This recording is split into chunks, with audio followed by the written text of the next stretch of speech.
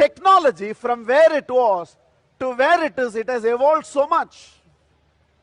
Language has added words to the language which did not exist originally, addressing the needs and the necessities of the modern man. Language has evolved from where it was to where it is today. Lifestyle has evolved from where it was to where it is today. The toys that we enjoy in our life, the cars, the television, the luxuries, the gadgets, the gizmos, has evolved from where it was to where it is today. Each one of us an individual. From where we were born to where we are, we have evolved. And somewhere in the collective evolution of everything that has happened, one thing alone was not allowed to evolve: religion.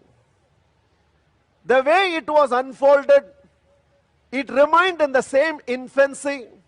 As a result, religion did not evolve to address the changing needs of man, the changing needs of the lifestyle of man, the changing needs of the mindset of man.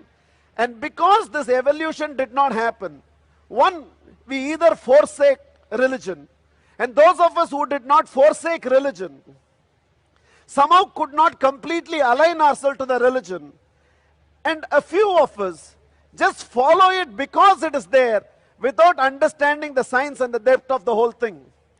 I really believe science to me is like an extraordinary resource, but I don't think leadership of the world can be handed over to science.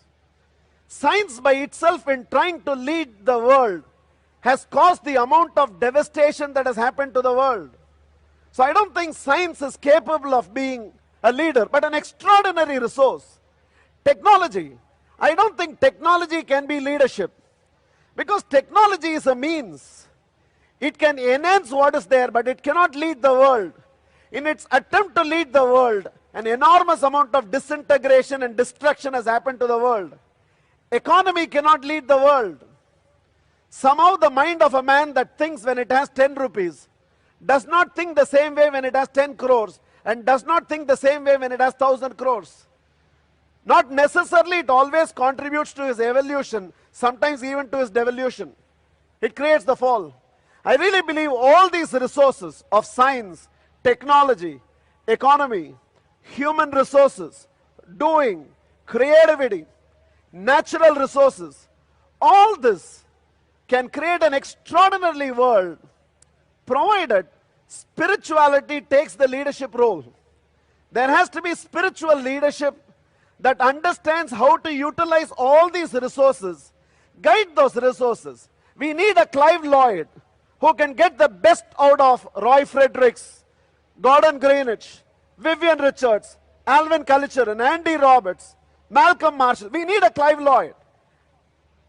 We need a Mahendra Singh Dhoni who is able to get the best out of some of those resources.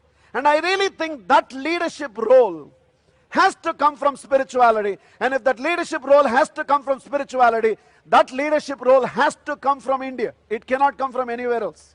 It has to come from India.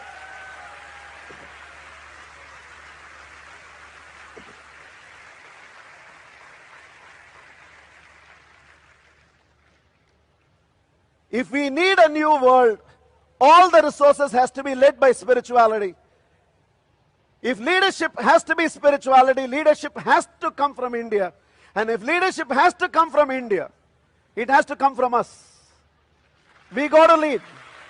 It has to come from us.